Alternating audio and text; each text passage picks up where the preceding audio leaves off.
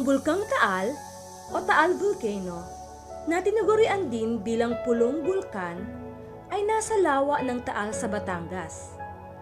Ang Bulkang Taal ay mayroong taas na 984 na mga talampakan o 300 mga metro, na naglalaman ng isang maliit na bunganga o crater na pinangalanang Lawang Dilaw. Ito ay pangalawa sa pinakaaktibong bulkan sa Pilipinas. 34 na ang naitalang pagsabog nito, magmula noong taong 1572 at noong January 12, 2020 ang huling pagsabog nito. Umabot sa 100 metro ang taas ng abo na ibinuga ng bulkan at nakapagtala rin ng 3 lindol ng araw na iyon.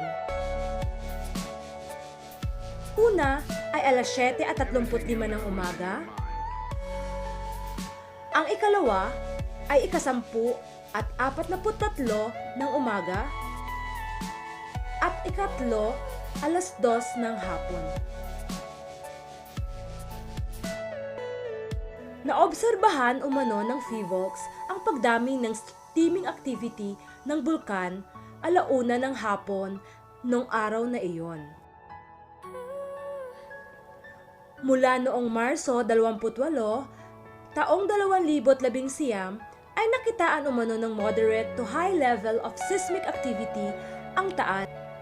Kasama rito ang Intensity 1, scarcely perceptible hanggang Intensity 3, weak shaking, na lindol sa mga barangay ng Kalawit, Balete, Sitio Tibag, Pira-Piraso at Buka sa bayan ng Talisay, Alas-Alas at Pulang Bato, San Nicolas, Batangas.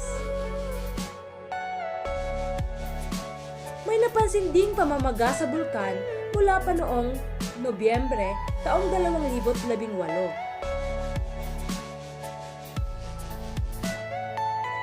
Mula noong Pebrero 2009 ay napansin din ng PHIVOLCS ang pagtaas ng dissolved carbon dioxide sa main crater lake ng Taal.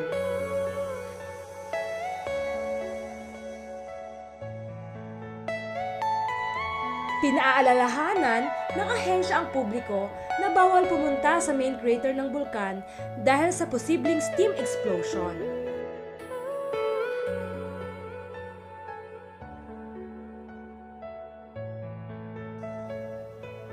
The public is also reminded that the entire volcano island is a parameter danger zone and permanent settlement in the island is strongly not recommended.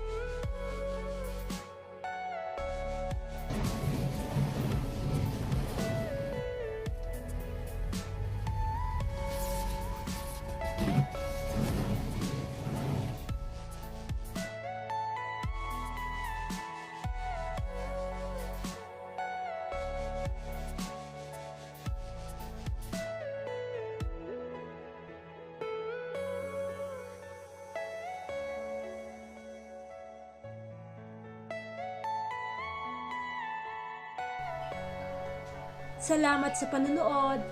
Mag-subscribe at pindutin ang notification bell para sa mga susunod ko pang mga kwento.